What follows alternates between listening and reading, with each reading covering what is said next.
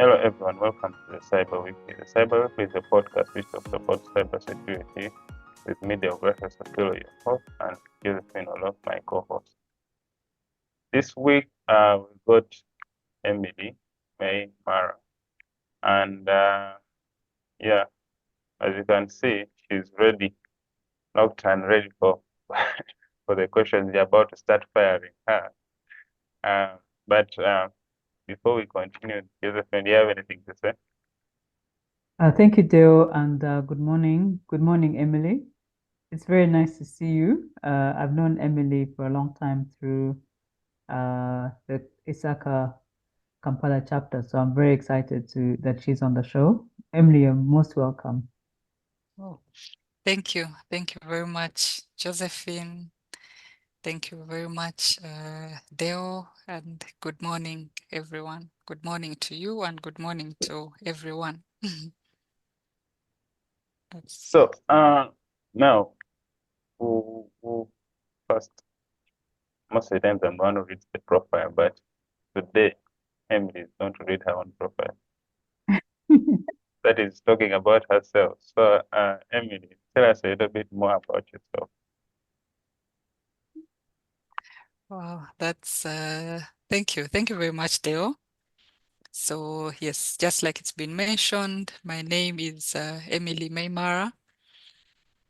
Oftentimes when I say that, I'm being asked, "Yo, Mara, are you from Kenya? What does Mara mean?" So I always have to go down and explain. But yes, my name is Mara. I'm Ugandan from Gulu district, and my name Mara means love. Just so Perhaps that you can tell us how you pronounce it really Ma pronounce it, because it's not Mara. I'm saying it in English. Yes, say it in actually.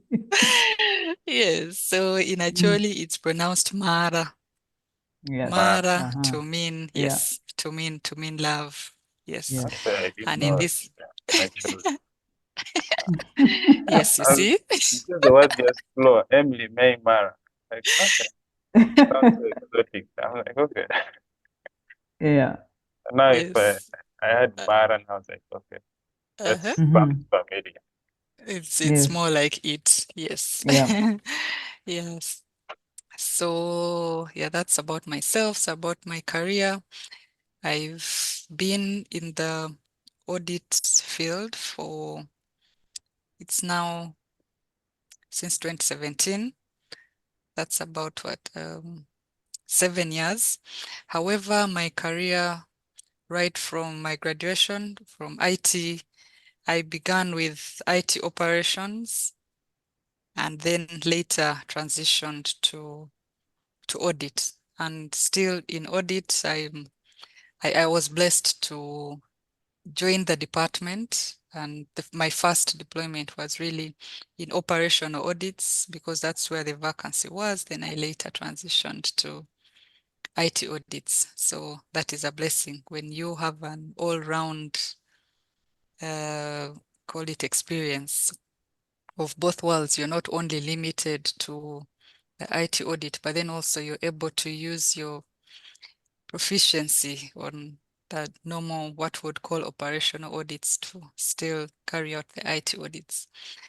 So a bit about that. I am a CISA, that is a Certified Information Systems Auditor, and also I hold an ISO 27000 from PECB. Yes, yeah, I am also an MBA graduate from Nkozi University, which is in Uganda.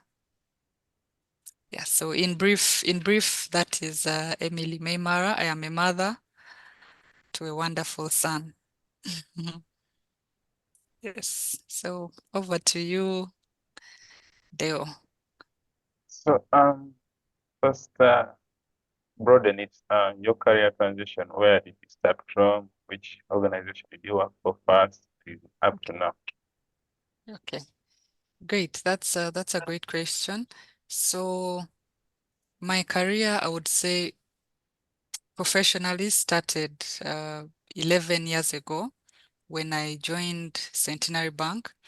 And at the time I joined in as a IT support officer, which role I did, and I did that for about 5 years. However, the only difference was just through the transfers being, uh, I wasn't stationed at the head office, so first did the branches for some time before later on being, okay, in our world, it is more of a promotion when you're now at the head office. But later I moved to the head office. So in doing that, it was mostly IT support. However, I oftentimes interested myself in operations of the institution. And that meant going to the field for accounts opening. That meant going to the field for loans, recoveries, loan appraisals, like the whole 9 yards. At the point in time, that's when there was enrollment for financial card system. I was always involved in that. Basically, each and every operation at the bank, I, as long as I had the time, I would oftentimes get to involve myself in that. And little did I know that actually something I was doing unknowingly, it's the ticket that I actually needed to join the internal audit department of Centenary Bank at the time. Because at the time, okay, when I graduated, I really didn't think so much about IT audit. I think it wasn't emphasized during our time that IT audit was actually a very nice career. So we did everything more in detail apart from that. However, when I am doing this work, actually, the first principle in carrying out any audit is understanding the audit area, understanding the business. So what I did unknowingly in my IT operations work, actually, it was the main thing that I needed to actually understand the operations of the institution. So when I moved to audit, we're auditing basically branches and the like. So much as I was an IT person at the branch, I actually knew almost all the operations that really would take place. So, okay, I don't know if I've tried to answer the question, but in brief, that is how I get into audit when the opportunity is there, and the rest is history, like they say.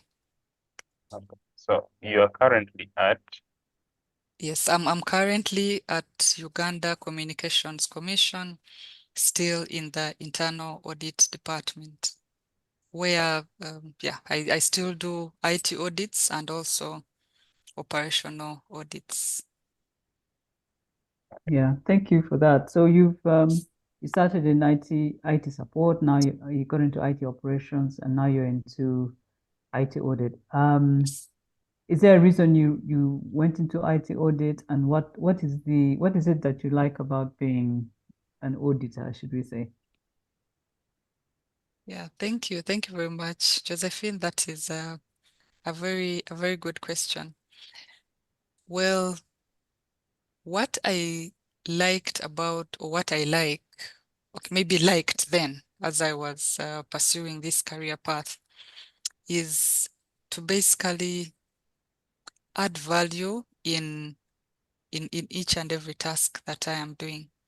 So oftentimes, just like I'd mentioned earlier, I would try to interest myself, okay, in doing this role, how can I do it better? How do I always seek to improve myself in the work that I am doing? So even then transitioning to this role, because I felt it would give me more of the value in my IT career. So IT audit really, it cut it for me, because I would also be involved in maybe understanding more of all these other areas in IT that I would not normally be exposed to if I'm only in IT operations. Because then if I am doing IT support, it means I am basically limited to IT support. I would not be exposed to, say, security, that is information security, maybe cyber security, maybe to the databases, to risk management, to IT governance.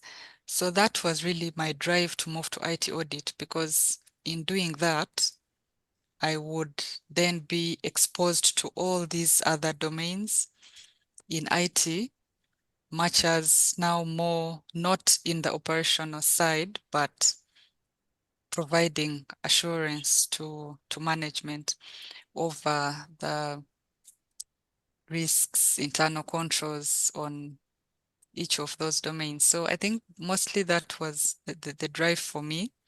And it's been a wonderful journey, though, of course, all the efforts to keep on improving yourself. You need to keep on reading.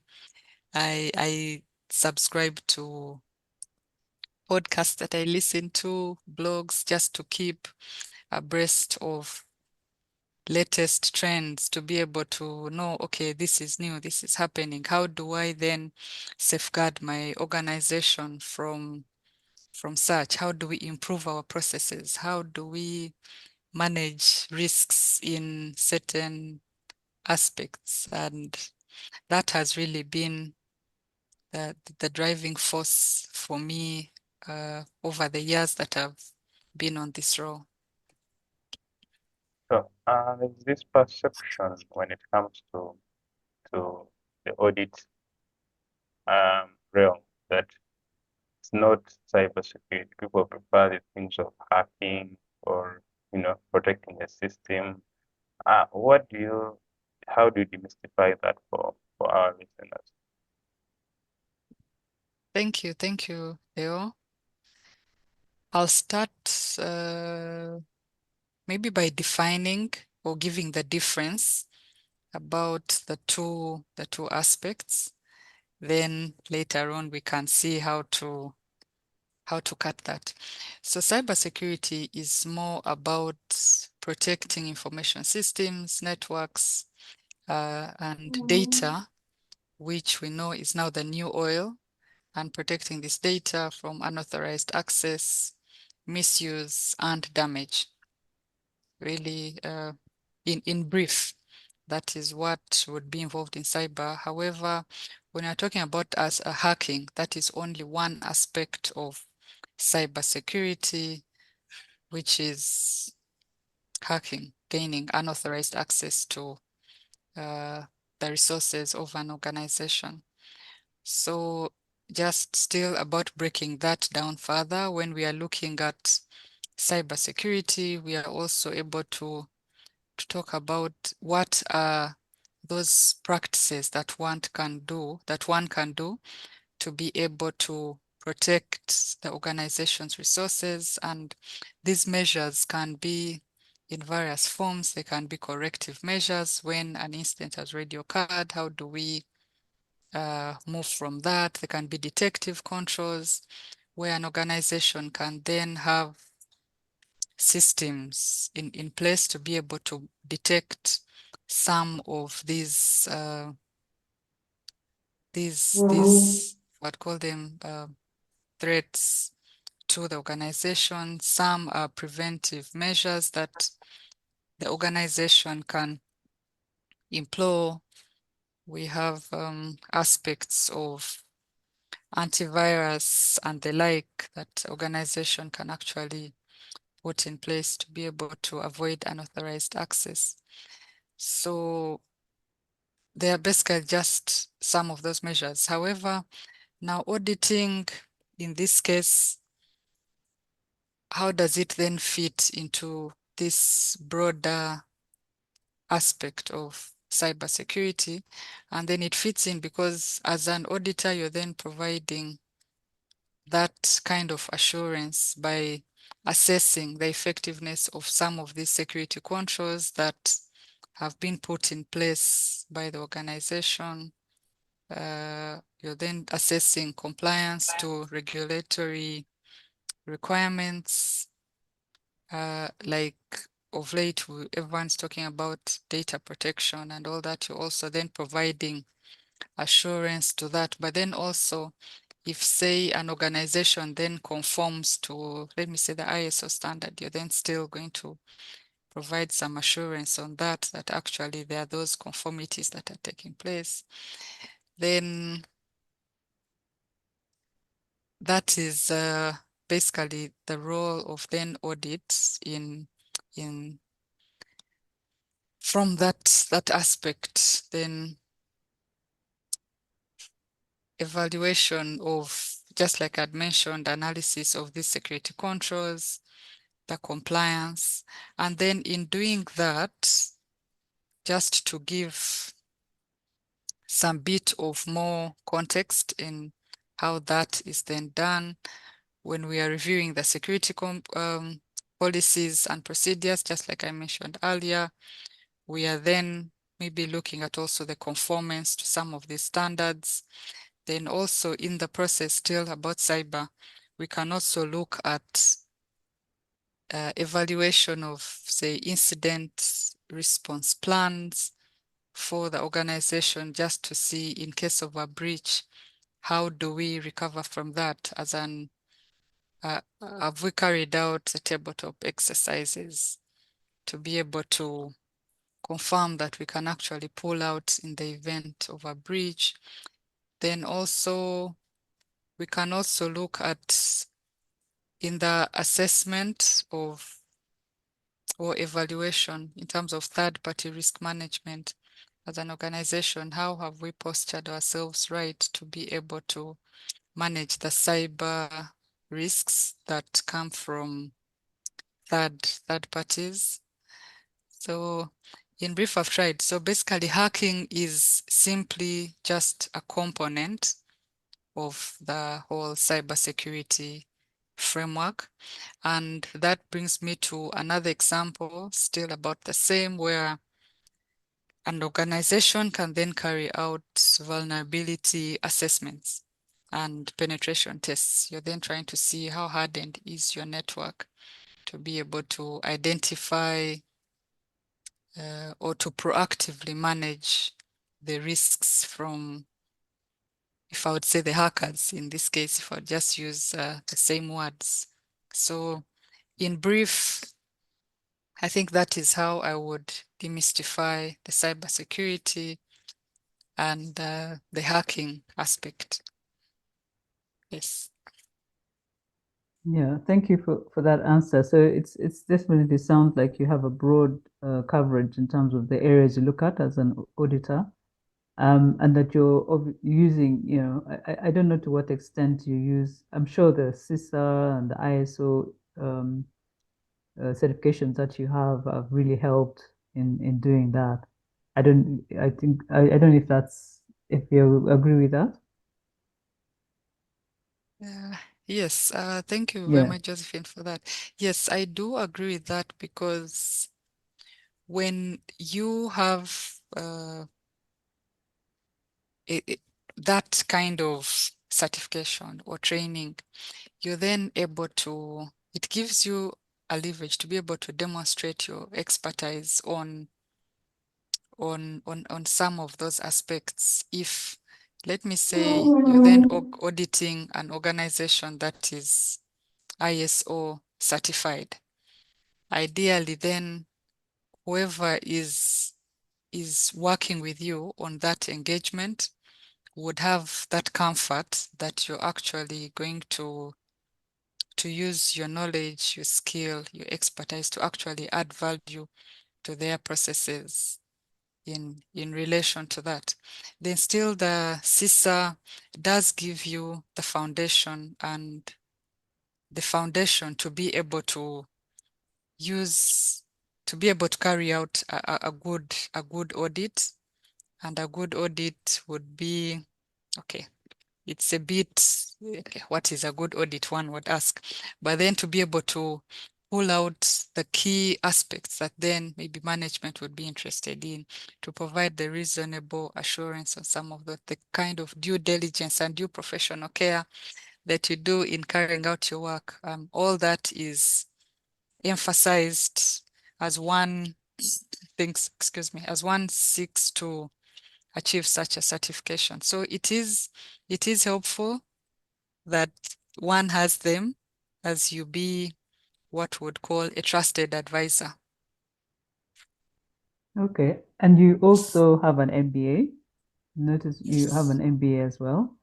I am assuming that you're managing people.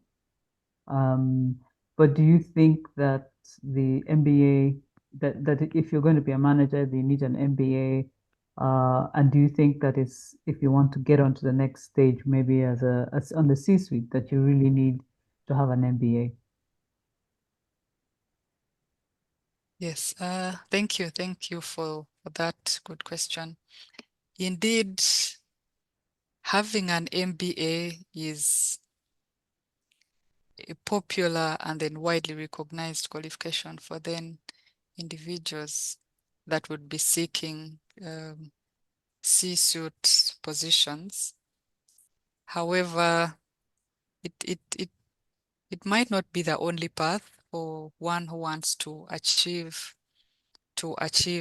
this position, because when we are looking at the C-suite, one can be a CEO, a CTO, a CMO, and these roles then require relevant experience in various fields, leadership, people management, industry knowledge, and then an MBA certainly enhances one's qualifications and provides one with that kind of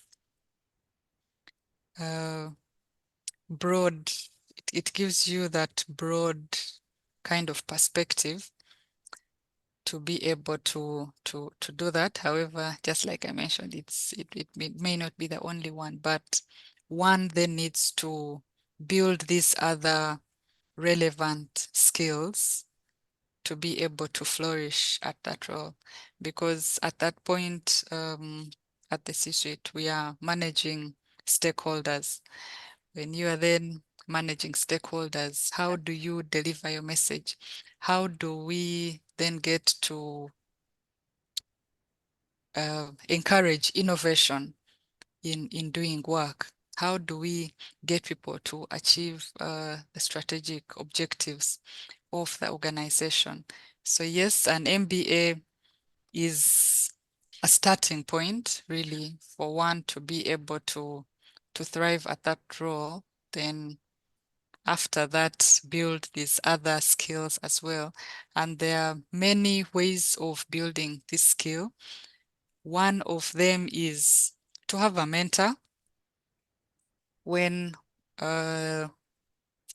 one desires to be at that level. Then you would need to associate with the members or professionals at that level to be able to watch how do they do their work, how do they think, how do they be able to do what they do. And those are some of the ways, but then also there are programs that can also help to be able to achieve this. When you enroll in education, what I call them, education programs, but really leadership development programs to be able to then be a good advisor.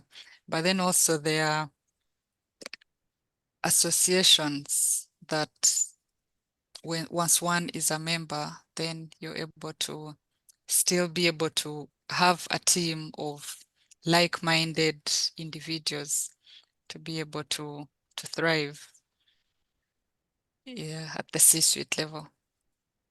Yeah. Okay. Thank you for that answer. Thank you.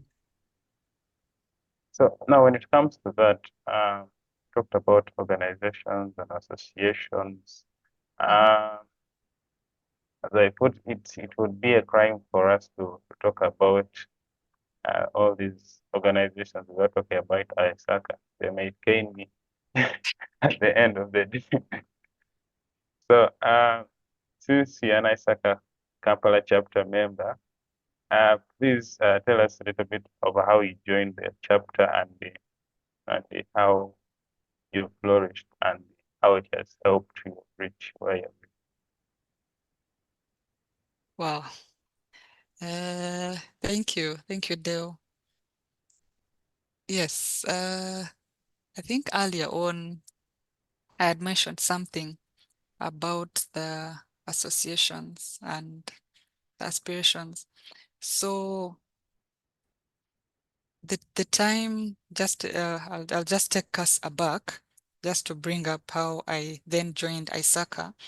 The time I was going through the transition of my role from IT operations to IT audit, I then got the chance to interact with a few of my colleagues that were in those positions. So I was like, okay, if I want to get into this role, how do I get in there? What do I then need to do so I do not have to reinvent the wheel? So in the process, I managed to have a conversation with one of my colleagues who actually at the time was a board member. So he interests me. He's like, yes, if you want to, this is your passion, you're sure it's what you want, you can actually enroll for a CISA. He was kind enough, gave me all the reading material, helped me through the registration process, and I embarked on my journey of pursuing the CISA. So ISACA Kampala chapter in brief, okay, maybe I'll start with ISACA in brief is an information systems or information technology organization that then provides certification programs and to members all around the world. At the moment, there are about 50 chapters, local chapters all around the world. Those are 50 countries. Sorry, there are 50 countries and over 200 chapters all around the world. So the local chapter then helps out in driving the ISACA agenda, which is really to churn out professionals in the information technology space. And this is not really limited to IT audit because there are also certifications in information security, cyber security, risk management, and then IT governance, where there are also tailor-made certification programs to, if one wants to basically build their skills in any of those domains. There is the popular COBIT framework that is for IT governance and the like. So my journey then started with that. The gentleman introduced me to this and I enrolled and eventually got my certification. So ISACA Kampala chapter, where, yes, I'll mention this. I am the marketing director at the chapter. So in doing this, we are trying to reach out to university students, and have a module, at least representative in each, a module on IT audit, like really emphasized if they need the guest lectures to come and try and direct the students that want to pursue this. And this is really by interesting them. When you go there as a beneficiary, I would call it, from the ISACA, from the ISACA certifications, they're able to look at you and what you've achieved. You're able to interest them from a point of view of, I was also once here lost and didn't know where to go, and now we do. So there are student groups that are also at the universities where, like clubs, if I would call it more of a club. So if one is interested in any of those domains at ISACA, they're then able to join this club. So ISACA then empowers them with materials, that they can use to be able to build this club, to learn more. There are boot camps that are provided. There are, what else would I call them? They're basically handled. Then there are also programs that one can pursue to be able to, like, if I'd call it a learning path, like if I'm saying I want to become an IT auditor, what are those things that I then need to do? So then you're taken through that form of learning path. Yeah, so in brief, I think that is ISACA and what it would then offer to both the professional already in the field, you're hoping to change your career, or if you're just starting out, still as a member, there are mentors that you can be attached to, and these mentors are not only local to Uganda, but international, because ISACA provides a platform where you're able to interact with professionals all over the world. There's a platform called an Engage platform where one then gets to interact freely with anyone all over the world as long as they're on those platforms. So maybe I can also slot them in. The mentorship program began 2 years ago. And yeah, I can proudly say that I was among the pioneer members of this mentorship program. I am personally one that believes that each time we learn, it's not like because I had been in the field for long, I'll say that I know it all. I do not know it all. So to improve myself, I had to then get a mentor, tell me how can I better myself in the profession? How do I then get to, from the work I'm doing, how do I give more value to management? How do I present my reports better? How do I know what to focus on? And yeah, it's been beautiful. And yeah, I'll mention more about that maybe before I finish, just how from what I've gained and what I do as an individual, just to try and handhold anyone that really reaches out, to just help them as they develop themselves professionally in the IT audit space. Yeah, thank you for that. I'm a member of a Kampala chapter, and I'm really grateful for the guidance I received when I was transitioning my career into the governance, more governance. The president was able to give me some advice on the frameworks to follow the training. So I really appreciate the career guidance that I received, and I do like the idea, the idea of giving the guidance to university students when they're just starting out, and also the mentorship, giving exposure to mentorship. I think that is so important in giving role models to people. So thank you very much for the great work you guys are doing at the chapter. I think it's really, really beneficial Oh, especially to the careers. So I think you said you were going to talk about your how you benefited, how the experience that you had at the chapter has benefited your position now, or your management positions now. How has that happened? How has that helped? yes, that is a great question, Josephine. So being a member of ISACA,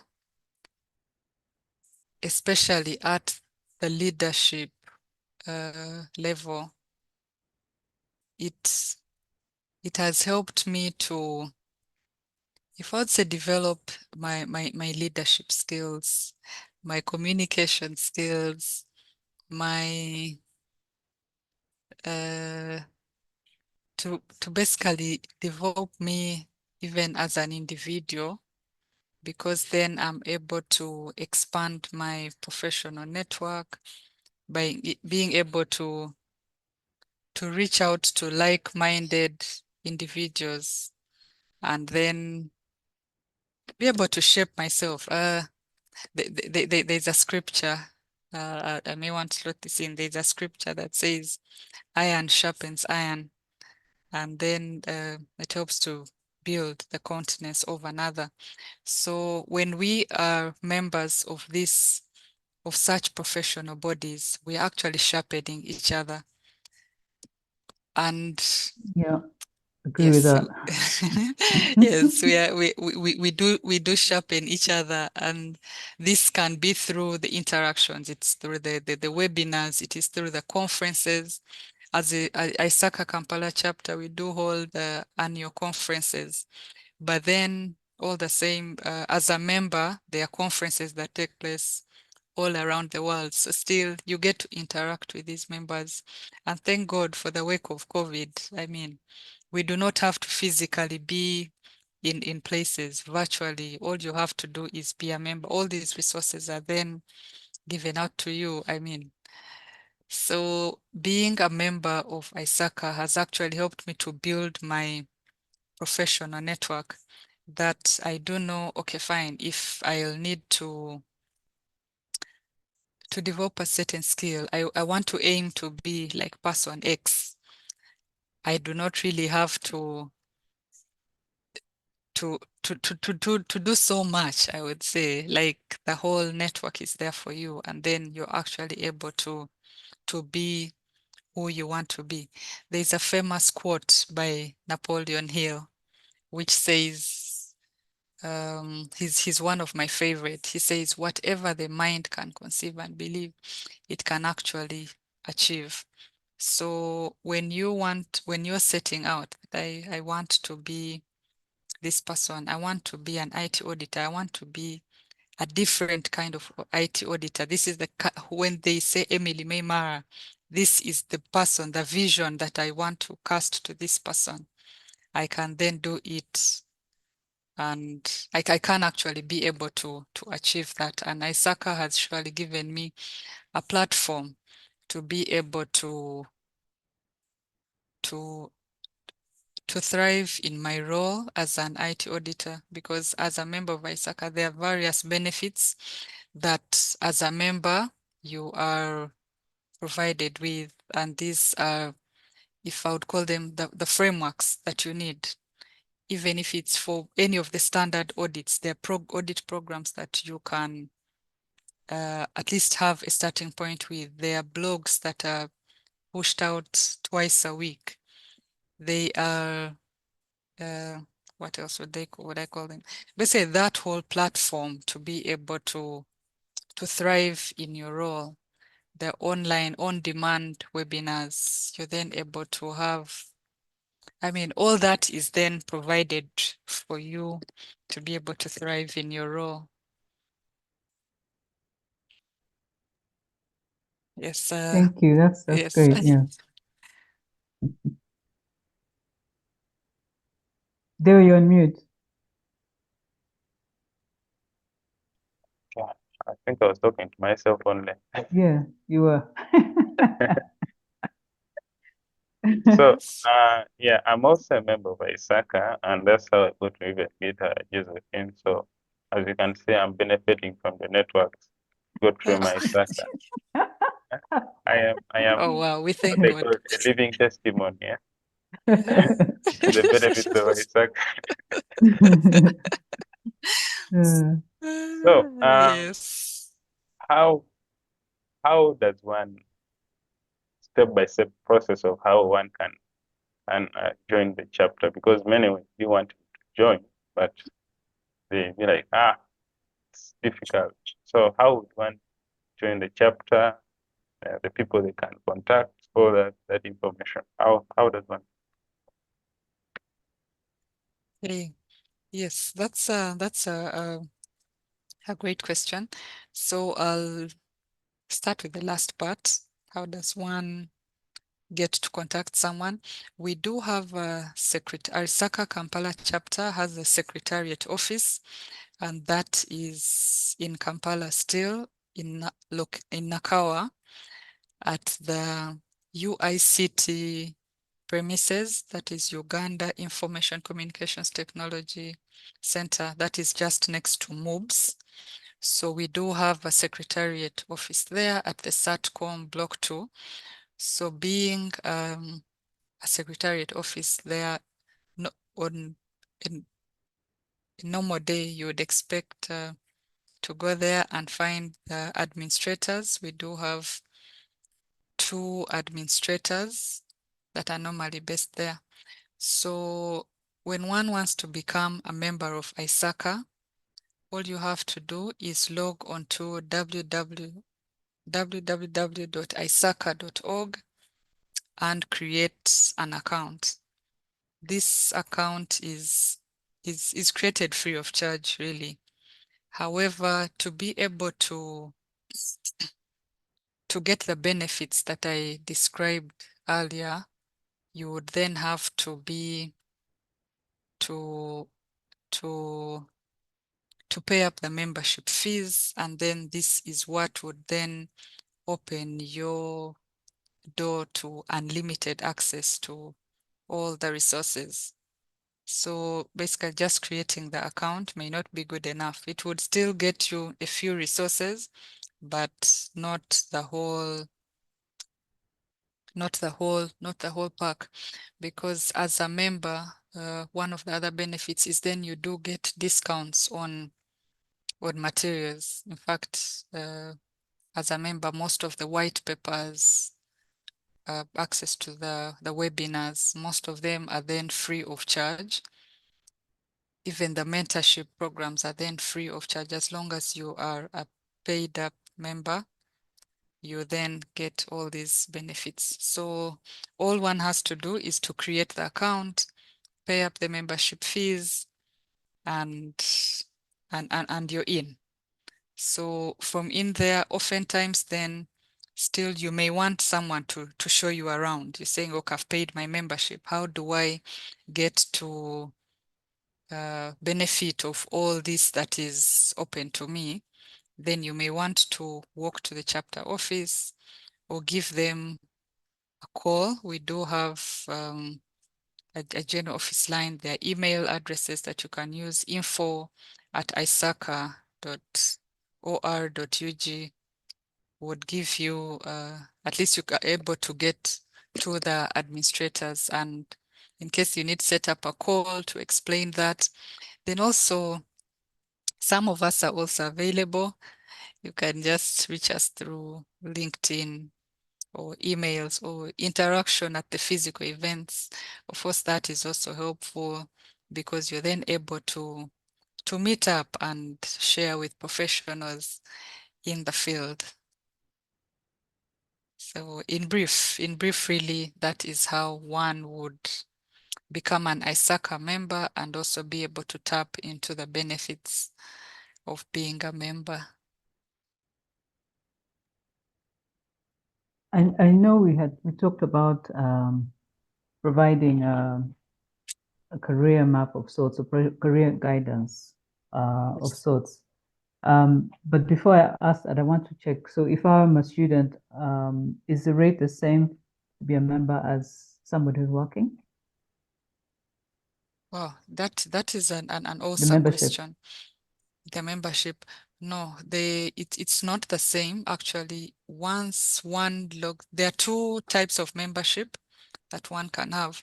When you register as a professional, of course, the fee is different. But as a student member, you do not pay the same amount of money. It's actually much less or almost even free of charge. But I mean, that is about it. However, that is then even when you're trying to professionalize as a student, still the rates are different from the professional membership. They're different. Okay, no, that's great. That's really good. So if you wanted to give a map of sorts, a career map to someone who wants to become an IT auditor, how would you advise them to proceed? I know you probably touched on it in previous answers, but just to give a quick guide. Okay. Wow, thank you so much. So the roadmap really, it's not one size fits all. However, at the end of it all, one would want to be the best that they can be.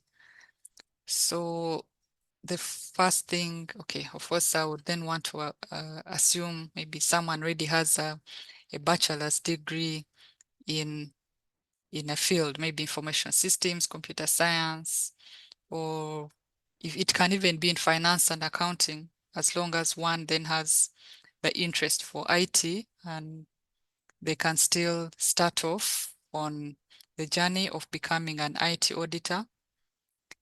Then another thing that then one would have to do is, if you're starting out at entry level, you may want to have internship placements in say an audit firm, just to understand, okay, what the basics about auditing, what is in there, how do I carry out an audit. I mentioned earlier that one of the first things is understanding the nature of the business.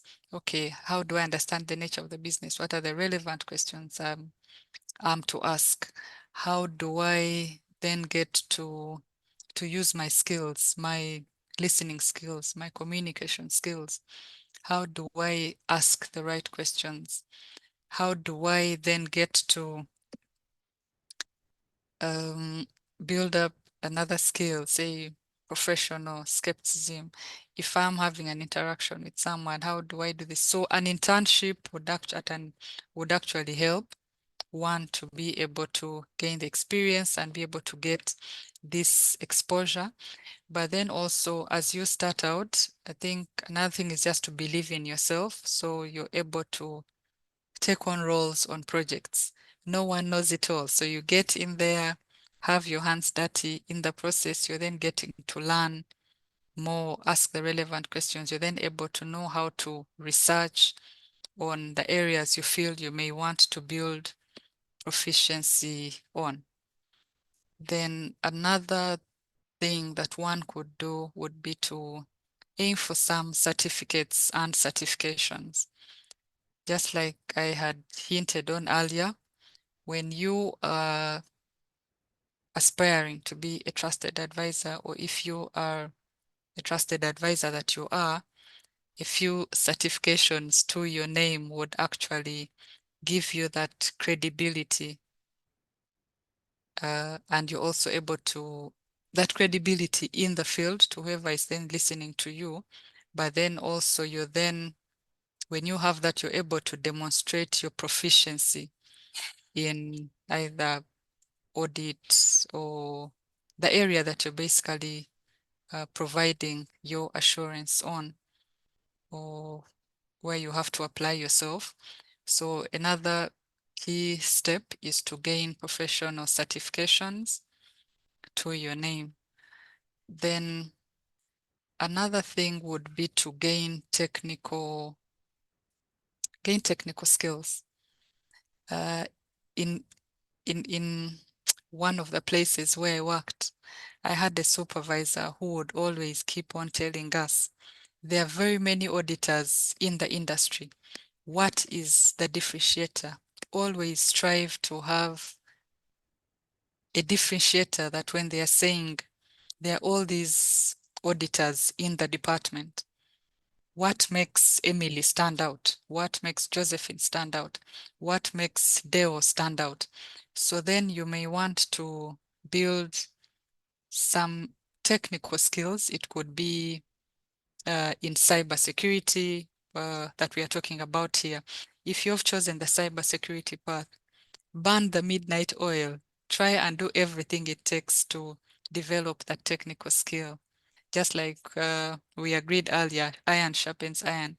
Get professionals in the field who have already gone ahead of you and know perhaps a bit more, have all this experience. Learn from them. Take someone out, speak to them, get to understand how they actually were able to acquire this skill. At least you would be able to pick up a thing or two to be able to develop yourself. But to try and develop technical skills. And this, okay, there's cybersecurity, now there's data analytics. Even as you're doing your work, when you're able to bring out those exceptions that are not common, because I mean, even in auditing, I mean, they could be there's some of those I had a manager who would say you have to bring out something that has not come out before. When you're reading a report, then you're trying to see something new, something different. If you're able to pick out some of those exceptions that maybe you were able to apply your data analytics skills to pick out some of those unique occurrences that maybe were otherwise always overlooked, then you're able to be as good as really you want to be. If your area you want to understand networks, try and, you know, apply yourself intentionally to be able to learn a lot more about the area that you feel would really make you be different. Then another thing, as you develop your technical skills, is you then need to stay updated with emerging technologies. ISACA has a certificate or certification that was launched, I think, about 2 years ago. It is CET, Certificate in Emerging Technologies. So it has about 4 domains. You're able to look at blockchain, AI, and some of those modules in there. Have such a certificate so that you're then able to know how to audit many of these new emerging technologies. Cloud computing. Right now, most of our data is in the cloud. As an auditor, are you then able to audit cloud infrastructure? Are you able to understand generative AI and how it can actually impact an organization and impact on your work? So that is another thing that one could do. Then how do we, okay, we're talking about building industry knowledge. You need to stay updated with industry specific regulations, where right now I think what is mostly being talked about is data privacy. Are you, as an IT auditor, able to understand what is involved in data privacy in terms of how does it also impact your work?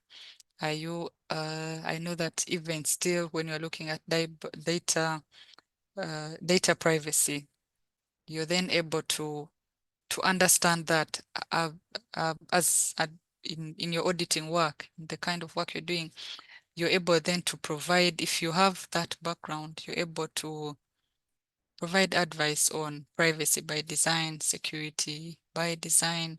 You're able to share on some of those best practices that you've acquired through your knowledge, the different forms in which basically you then get to acquire the knowledge, but then you need to be able to translate that to your organization to be able to be, I'll still insist and say, to be the trusted advisor, so that then the organization doesn't get fined when there's another independent audit that's done by an external stakeholder, that they are not able to pick out the things that you would normally pick out as an IT auditor or internal auditor for that matter, using your experience and expertise in the field. Maybe last but then not least, still as one is pursuing that journey, is networking and professional development programs. We're still going to talk about the professional associations, like we have ISACA Kampala chapter, where we are members. One can also choose, okay, there are many others. There's Institute of Internal Auditors, where one can still acquire a certification there, where you're a certified internal auditor. And with my interaction, even on this particular certification, it does involve a lot of what is IT domains, so that you're also able to provide some assurance even from that. So those are some of the professional networks that maybe one would want to join. But then also you need to participate in events, conferences, webinars to be able to expand your professional network. You're able to share knowledge and to stay connected with your peers in the industry. So by using some of these, applying yourself to some of these things that are really aforementioned, I think at the end of it all, one needs to then seek opportunities for career advancement, really, to be able to move through the ranks, understand what you then need to do to be the best that you can be. In Wow, brief, thank you for very, that very is. comprehensive answer. Thank you very much, and very useful, I think. Thank you.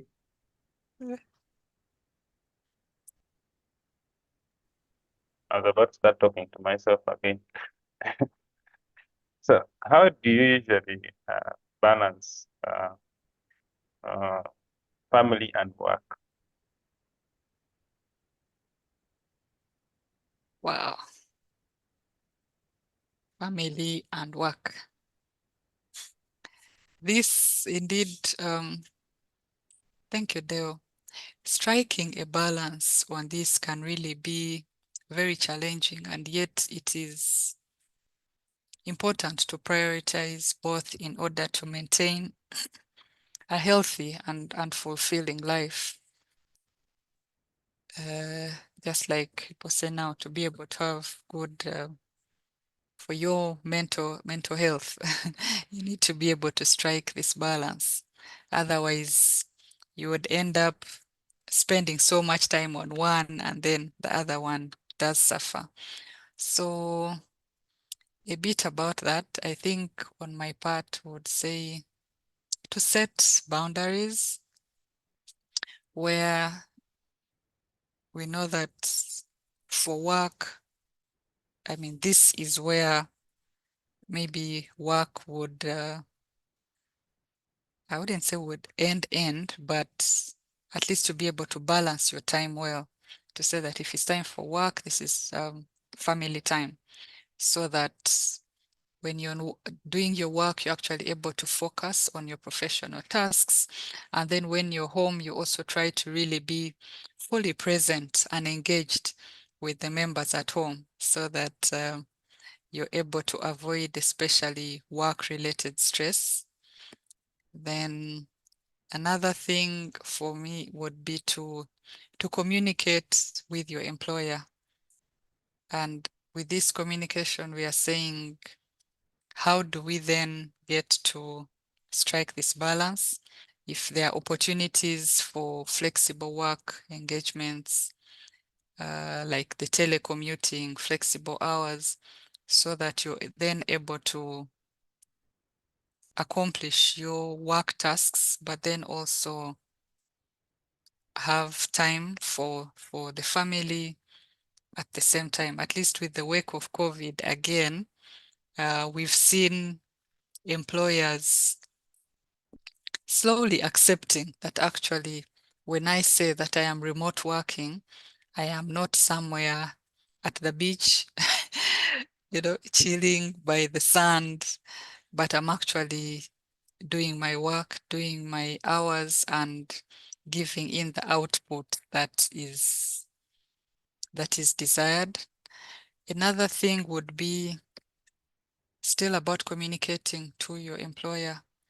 I'll just give a simple example here, because we know how during the commute you're able to spend longer hours in the traffic, and then you want to kind of try and strike that balance.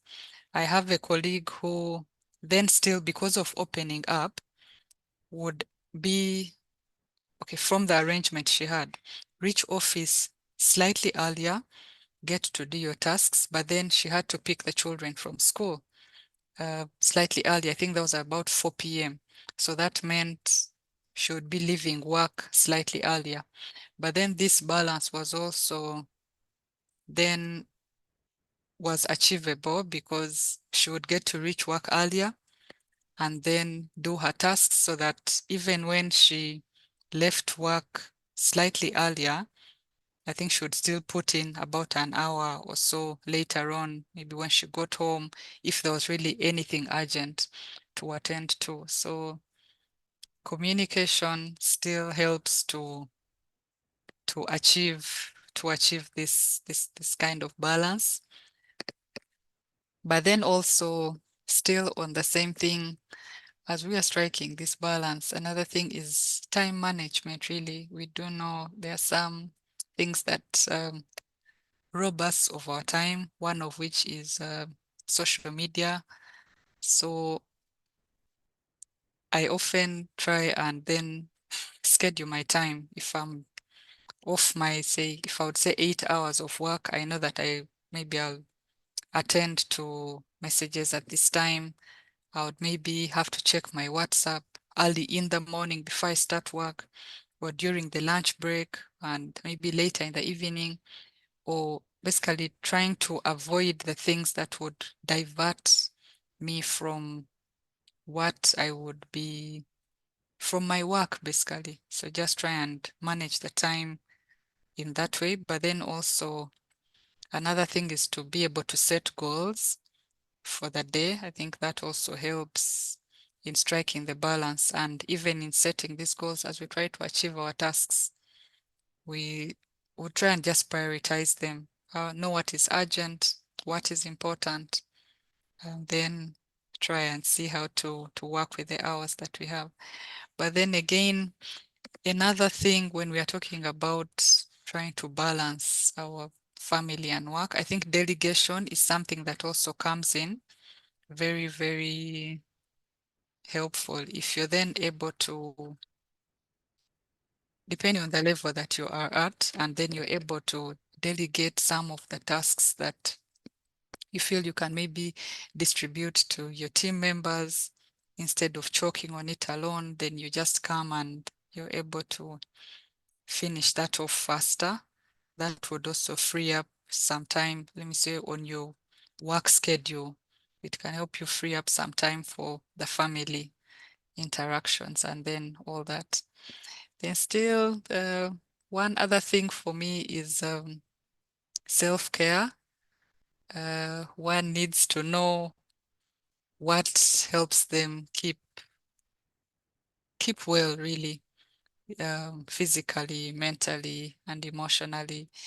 If you need time to maybe go for a massage, time to meditate, time to do all these things, if you have a hobby, you then ensure that you do some of those things. If you're the one that likes the gym, the aerobics and all that, you really just try to have that time so that your mental health actually remains in check. This does help to recharge and maintain a positive mindset amidst the demands of work and family. Maybe last but not least, another thing is how do we try and strike this balance? We seek support from your network. I've actually come to realize that we need mentors. We need mentors in literally every aspect of our lives, because it could be something like dealing with a teenage child.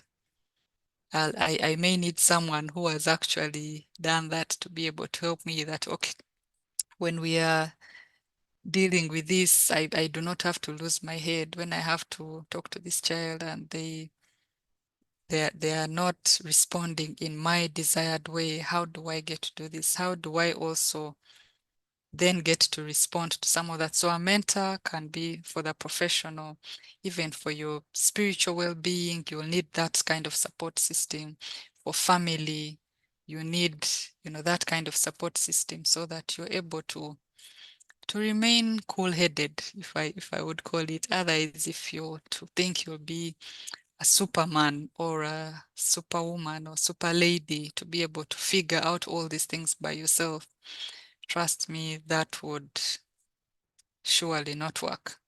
So when we are able to have that kind of support system for the different aspects of our lives, I think that would actually help us not to get overwhelmed and bogged down with all these demands. Then I think that's it. But then, just as I conclude, achieving this work-life balance for me,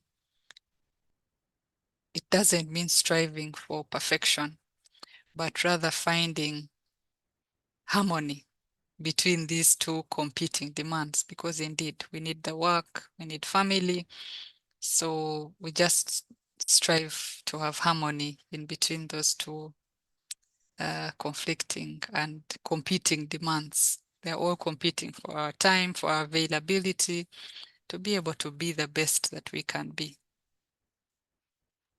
Yes, Wow, over to you, thank you. Dale. Thank you for the answer, Emily. And I know as women, we try to take on almost everything. So we try to be superwoman.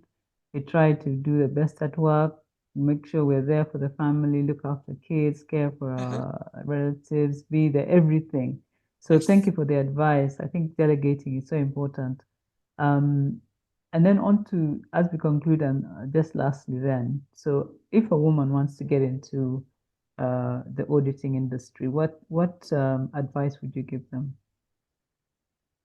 Oh, I was honestly looking forward to a question like this. That's good. Yes, I was looking forward to a question like this because as ladies in the, if I would call it in the IT space, I think we need to do a little more than the male counterparts to be able to stand out, to be able to shine, to be able to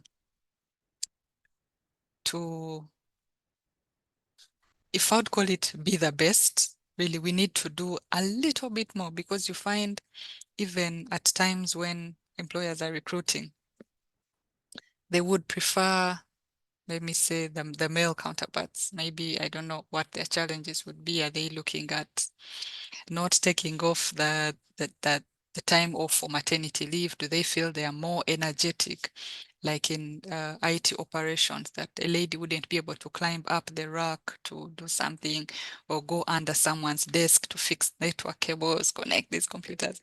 So really, as a lady, you have to really do a little bit more, as it is now, to be able to prove yourself. However, still there are ways to kind of cut that. There are ways to cut that, because there are people that have gone ahead of us and are shining in that space. So it is achievable. So one of the ways or the advice that I would really give to a lady out there who is breaking out into auditing: build a strong knowledge base. You then need to, just like I had mentioned earlier, the differentiator. There'll be so many auditors out there, but you want to be good, to be the best, really. So when they're saying there are 10 ladies out there who are doing IT auditors, why would doing IT audit, why would one want to choose, say, Emily over person X? So you need to invest time and effort in acquiring a solid foundation of some of these principles in the kind of work you interact with, the auditing principles, practices, standards. Just understand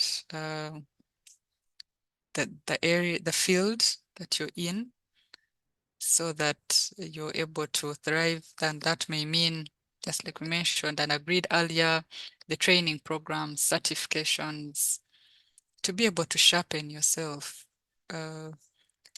LinkedIn is a good community where you're also able to get support. Follow some of these people. There are people that post content almost every other day or every week. Tips on how to, maybe things to look out for during IT audits. Just try to build a strong knowledge base. Another one that still I love, that is seeking mentorship and support. As a lady, still we've agreed we deal with slightly more than our male allies. But then when you seek mentorship and support, you're able to redeem time, if I would say, whatever would really take you, let me say, a year to acquire. When you have a mentor, I think you would be able to do that in a much, much, much shorter time. But then again, as a mentor, when you're joining such a program, you basically set up goals. What do you want to achieve in this kind of program? So you may want to, or one may really want to seek mentorship and then get support. And ISACA, just like I mentioned earlier, ISACA does provide a structured mentorship program, which began, and this program began about 2 years ago. But then also, I think mentorship still can be structured or unstructured. The unstructured can even be just from your colleagues at work, from your director, from your manager. You're then able, you want to learn something, try and watch them, or just be open with them that this is what I want to develop, so that you're also able to track that and you see how you are improving in some of those aspects. But then also another advice would be to be confident. Excuse me. Uh, you need to be confident as you then trying to do this kind of work. I took a moment there. I was trying to say that, okay, we are ladies, but then they're different, their personalities, they're what. But then again, you can't still be soft in, because that is your nature in how you approach matters. But however, when you need to then, how you deliver your message on, where people will know that this is what defines, let me say, Emily, that she's someone who pays attention to detail. She's confident, assertive in how she's expressing the ideas and opinions and contributions. You then need to be able to do that, because as an auditor, incidentally, everyone knows that then you know more than them, which may not actually be the case. So when you're delivering your report or in your interactions, that has to come out as a quality. But then again, it should, I think we need to strike the balance. If you come across again as too tough, your audit clients might step back and you may not really achieve your intended objective. But then also when you be too soft again, that they'll waste your time. What I've seen is at times when you're also on the other side, someone will waste your time. You reach and you get diverted. So you then need to be able to strike such a balance as you are embarking on this, or you're already in the profession. But then again, as ladies, you can develop a network and then build relationships. And this calls upon cultivating strong professional network within the auditing community and related industries. That is also some advice that I would give to ladies in the field. And just like we mentioned earlier, these networks can be built through interactions with like-minded people. And then you're able to, this can be through conferences, webinars, but just like I mentioned earlier, still this the power of social media. You're able to build that network of professionals that have gone ahead of you. And then you're able to redeem time in that way. Then another thing is for a lady still, just like Deo had asked me earlier, that balance, that work-life balance. As a lady, then you need to strive to achieve a healthy work-life balance by setting boundaries, prioritizing some of the things I talked about, like self-care, making time for family, for your hobbies, for your personal interests. And then we may need to remember that taking care of our well-being is essential for sustained success and fulfillment in our career. Then also another thing that we'd look at there would be supporting and empowering other women. I must say that this you pay this forward by supporting and empowering other women in the industry. I'm proud to say that still ISACA has given me an opportunity to be able to handhold a few ladies out there who are shifting careers, just like I did from IT operations then to IT audit. Then, I mean, there's nothing more rewarding than giving of yourself just so that you can help someone to be able to be the best and to achieve what they want to achieve. So you can, as a lady in this space, you can foster a culture of collaboration, mentorship, and solidarity among women in auditing. You know, women in the profession of auditing really stand up for each other. There's an opportunity, reach out to someone, a fellow lady, you can do this.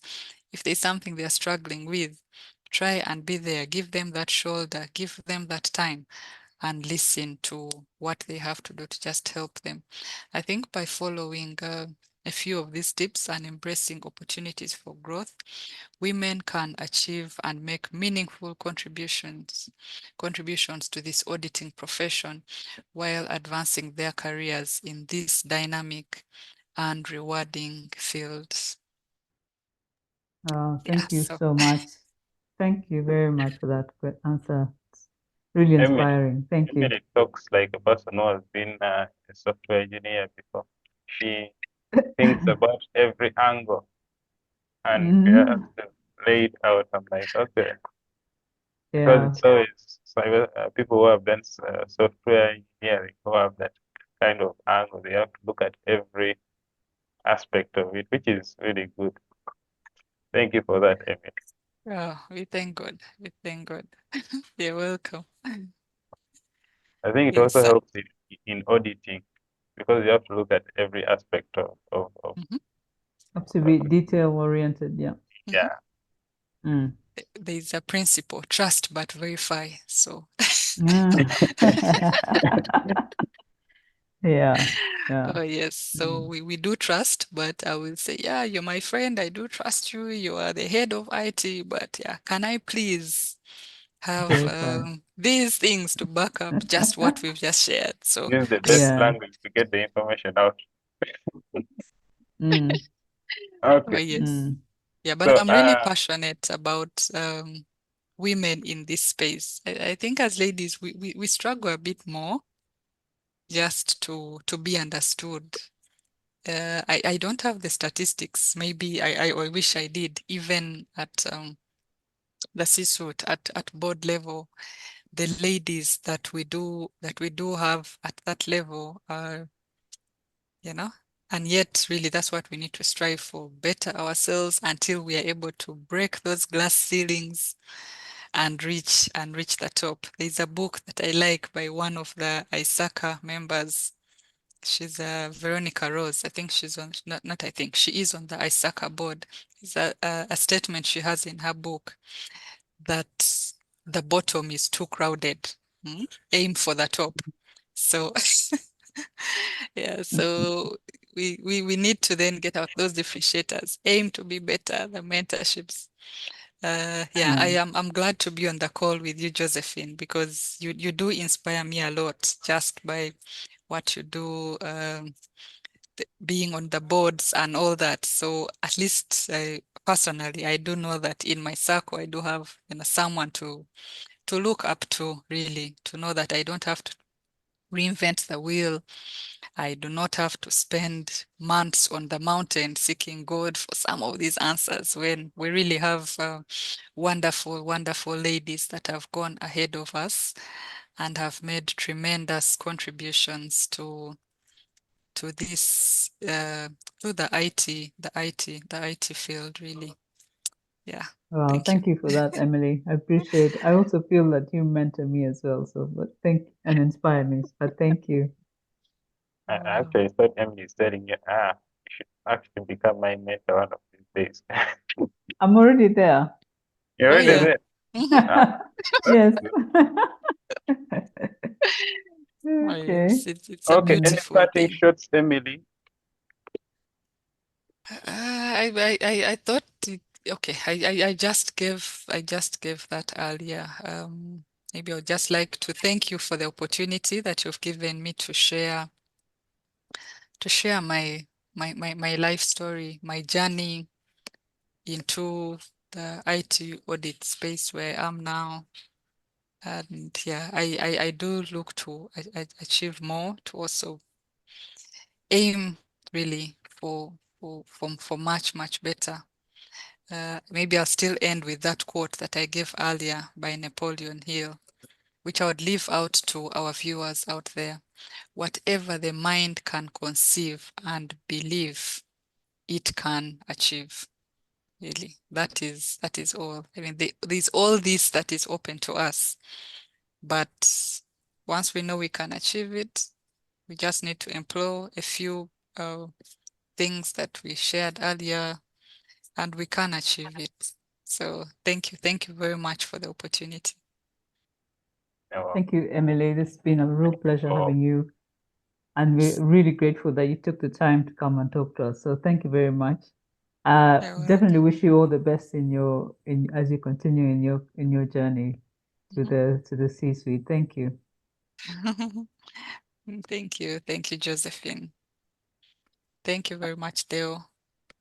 thank you for accepting to come on our humble podcast, as Josephine calls it. Yeah, yeah. Well, Okay, Okay. thank you. okay. Okay, with that, I would like to end the podcast today. Okay. Okay.